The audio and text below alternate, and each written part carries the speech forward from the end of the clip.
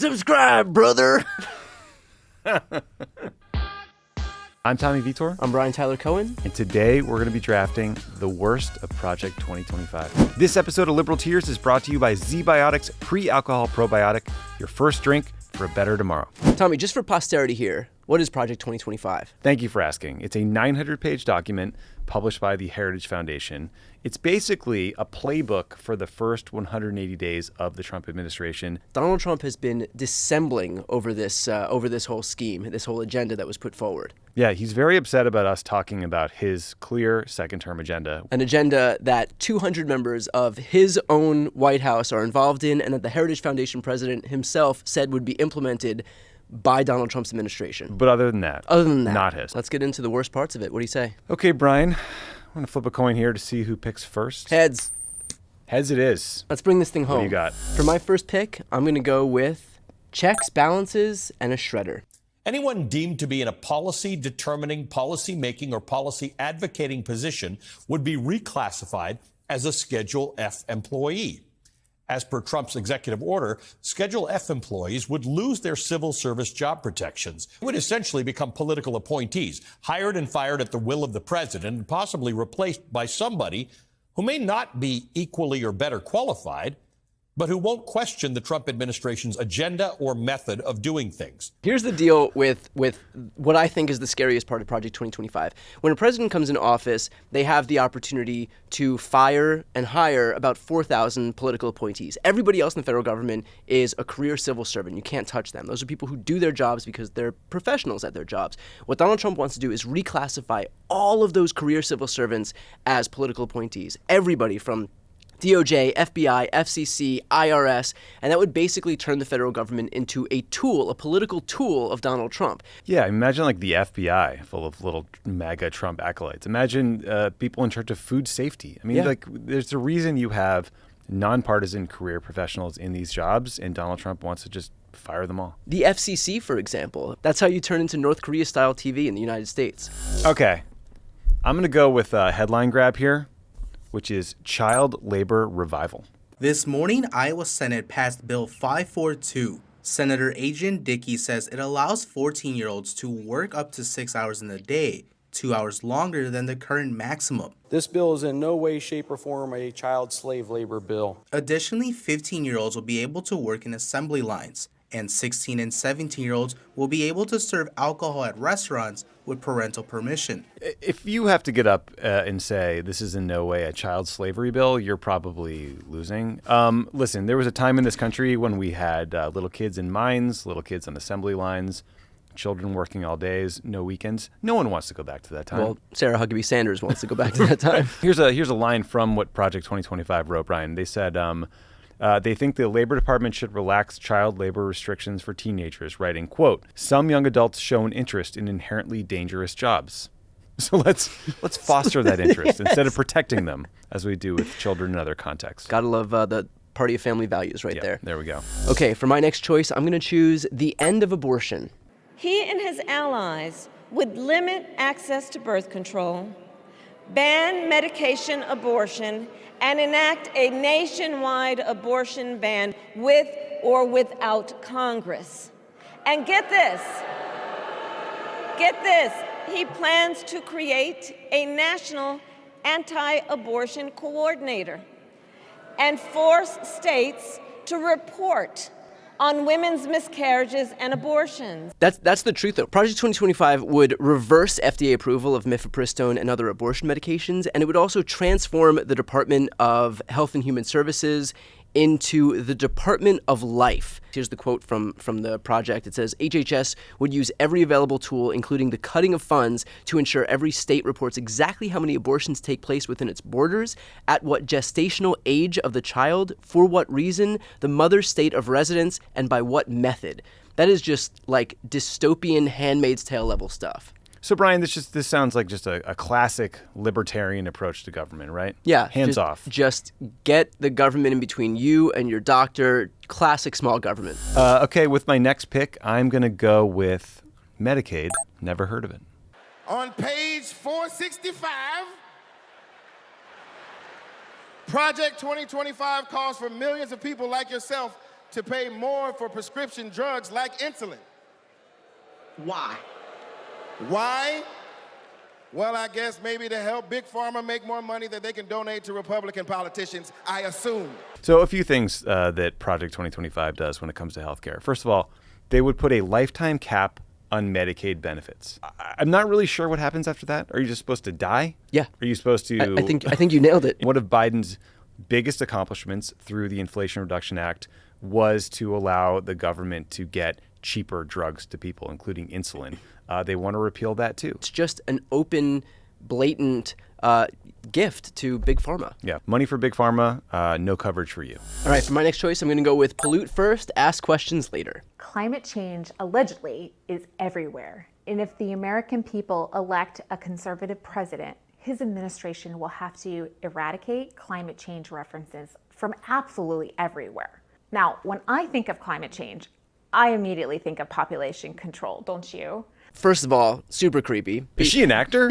That was so good. What they're looking to do with Project 2025 is roll back regulations on the cost of carbon and limit studies on possible health effects from carbon fuel. So basically, to pollute the environment and that not let you see what the effects of that pollution actually are. See no evil, hear no evil, speak no evil approach to climate change. One other thing that it would do is allow for federal land that's used for natural preserves and natural parks to be used for oil drilling and pipelines. So again, when we should be moving toward clean energy manufacturing, and by the way, not ceding that ground to China because this will be the future, Project 2025 instead would seek to entrench our reliance on fossil fuels by expanding the use of this dying form of energy. Boo. Boo is right, Tommy. Okay, with my next pick, I'm going to go with church equals state. Here's a clip from the president of Project 2025 in this little podcast. Is there some federal policy that needs to be modified to facilitate that work of rehabilitating religiosity? Yeah, well, separation of church and state was not the policy of the federal government in the United States until 1947. Right. It's only after World War II and sort of the traumatic reaction to the world wars, that's the first time that you see the American Supreme Court intervening across, all the states in the United States to begin blanket removal of any kind of religion from the public sphere. Cool studio, guys. They don't think there should be a separation of church and state. They want to advance this white Christian nationalist project they have going into the government. This would allow healthcare workers to deny services to people based on religious beliefs. You can see how scary that is. They want to make religious organizations eligible for small business loans. They want faith-based organizations to get funding from USAID to operate abroad. So basically they want to, make the U.S. government an extension of their Christian faith. And one might presume that this isn't exactly the most popular stuff in the world. So if they're broadcasting this now in the lead up to an election, just imagine what it looks like when they're unburdened by the prospect of an election looming. For my next choice, I'm going to go with schools out forever. The noxious tenets of critical race theory and gender ideology should be excised from curriculum in every single public school in this country. So we've heard a lot that Project 2025 would eliminate the Department of Education. It would also seek to continue this Republican attack on books. PEN America's Freedom to Read program director says the majority of books that we're seeing removed are books that talk about LGBTQ identities, that include characters of color, that talk about race and racism, that include depictions of sexual experiences in the broadest interpretations of that understanding. So any books that don't comport with their narrow-minded religious views would immediately be on the chopping block. Well, I mean, if we're going to get rid of all this, clean energy, we need some books to burn to replace it. So maybe that's sort of That's right. Those furnaces aren't going to fill themselves. That's right. That's what I'm talking about. For my next pick, Brian, I'm going to go with trans rights, what rights? I will ask Congress to pass a bill establishing that the only genders recognized by the United States government are male and female, and they are assigned at birth.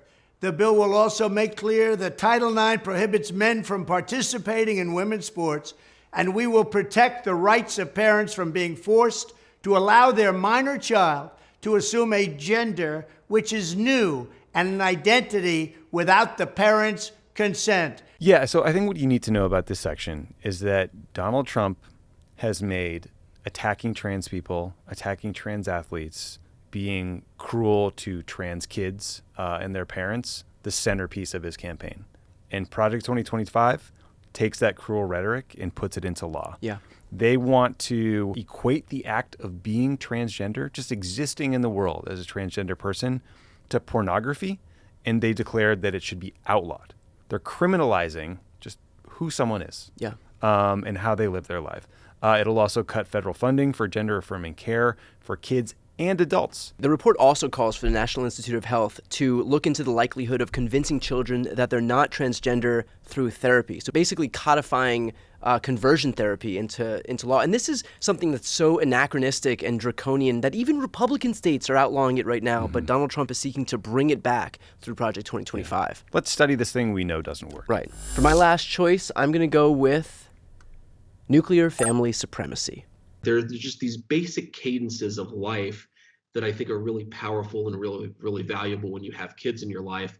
And the fact that so many people, especially in America's leadership class, just don't have that in their lives, I worry that it makes people more sociopathic and ultimately our whole country a little bit less mentally stable. And Tommy, a direct quote from Project 2025 is, "Families comprised of a married mother, father, and their children are the foundation of a well-ordered nation and healthy society." The inference here is that anybody who is not a part of a heteronormative relationship is adding to an unhealthy society. I mean, it's deeply anti-LGBT, deeply anti-single people, single parents, for example. And this is just more of the same that we've heard from J.D. Vance, for example, who will be in the Senate voting against IVF legislation while at the same time claiming that he's pro-family. While he's telling women without kids that they aren't really full citizens. Right. And don't deserve the rights. For my final pick, I'm going with diversity, not in my backyard. Biden said, first off, he said he's going to hire a black female for vice president, and that he just skipped over. What about white females? What about any other group? When you go down that route, you take mediocrity, and that's what they have right now as a vice president. 100%. She was a DEI hire. That guy's insulting. So what you need to know about Project 2025 when it comes to diversity is they want to get rid of any effort to focus on diversity, equity, and inclusion in the federal government. They don't care about it. They want to deprioritize it, disallow it. They want to eliminate it. They also want to make it harder for the federal government to prevent workplace discrimination based on race, sex, gender, and religion. They want to roll back some of the most important accomplishments of the civil rights era. Yeah. We're talking about the 1960s. Hey guys, I'm back to tell you about a game-changing product I use before any night out with drinks. You know what I'm talking about. It's ZBiotics Pre-Alcohol. ZBiotics Pre-Alcohol Probiotic Drink is the world's first genetically engineered probiotic. It was invented by PhD scientists to tackle rough mornings after drinking. Here's how it works. When you drink, alcohol gets converted into a toxic byproduct in the gut. It's this byproduct, not dehydration, that's to blame for your rough next day. ZBiotics Pre-Alcohol produces an enzyme to break this byproduct down. Just remember to make ZBiotics Pre-Alcohol your first drink of the night, drink responsibly, and you'll feel your best tomorrow. So as you guys know, we were at the DNC last week in Chicago. It was an amazing week. We saw a lot of incredible speeches. We ran into a bunch of old friends. And, when you see old friends, you want to have a drink or two. And when you're recording late into the night, you want to have a drink or two. And I'll tell you, the only way we made it through that week was with ZBiotics. Go to zbiotics.com/rank to get 15% off your first order when you use the code RANK at checkout. ZBiotics is backed with 100% money-back guarantee, so if you're unsatisfied for any reason, they'll refund your money, no questions asked. Thanks to ZBiotics Pre-Alcohol for sponsoring this video and our good times. All right, Brian, that's our draft.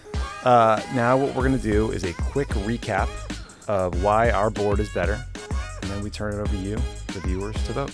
All right, let's you're do up it. First. Here we go. With just my first choice alone, that should be enough. Checks, balances, and a shredder. This would basically allow the president to replace all career civil servants with political appointees, which unto itself would turn the federal government into a tool of the Trump administration. The end of abortion. We know that this is their plan already, but this basically gives them a path to do exactly that by banning abortion medication, for example. Pollute first, ask questions later. This would signal the end to our efforts to combat climate change and basically entrench our reliance on fossil fuels at the one moment that we have on this precipice right here to actually do something about climate change.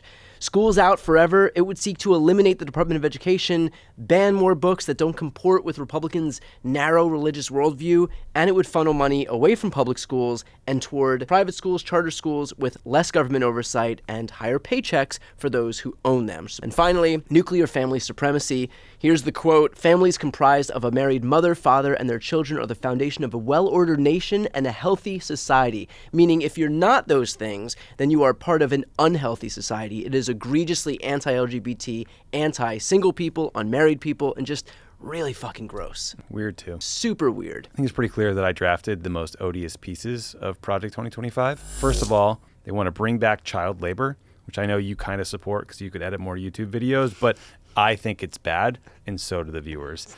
They want to put a lifetime cap on Medicaid coverage so that really sick people either, I guess, go bankrupt or just die. And they want to make prescription drugs more expensive so that Big Pharma can make more money selling them. They want to eliminate the separation of church and state so that people like Mike Pence, I guess, can slink into your bedroom, give you some pointers. If that's appealing to you, support Project 2025. And they want to outlaw being transgender. They want to cut federal funding for gender-affirming care. Basically, they want to take Donald Trump's cruel campaign rhetoric about trans people and try to codify it into law. And then finally, they hate diversity. They don't want the federal government to be diverse. They want you to be able to discriminate against people on the basis of sex and race and gender. So they just want to make the government a terrible place filled by worse people that will do awful things. Okay, Brian, that was a great draft per usual. The last episode we did was about some of the biggest fails at political conventions. I won. Yeah. With 56% of the vote against your 44. So, Brian, I think thinking back to the RNC and the DNC, the most memorable moment for me maybe was the RNC with Hulk Hogan ripping off his shirt. Enough was enough! And I said, let Trumpomania run wild, brother! And, the DNC, they had celebs, but we didn't have a wrestler. Kamala Harris needs you to be her macho man. So we got you something. We got you some Macho Man glasses. That's just paper. Harris shirt, beard and mustache. Perfect. Brian the Rock Tyler Cohen. I don't know, put on the shit. Let's get going. Oh yeah, DNC. You ain't ready for what the Macho Man BTC is bringing you here. I'm gonna be bringing something powerful, something crazy, something that's gonna cream the competition just like I cream these little coffee cups right here. Ooh, yeah! Now you listen up, all you Kamala maniacs and bossaholics out there, cause Kamala Harris ain't just any leader. No. She's the cream of the crop, rising to the top, just like that little dollop of creamer that I use for my coffee here. Now let me tell you something, Kamala ain't going back. No, sir. We're only going forward. Forward to justice, forward to equality, and forward to a future where every single person has a shot at the American dream. Oh, yeah! Now listen up, Mr. Trump. Macho Man BTC and Kamala Harris are coming for you for a tag team match. November 5th at the Battle of the Ballot Box, and we're bringing a heaping of hurtin' for you. Oh, yeah! Oh, yeah! Whoa.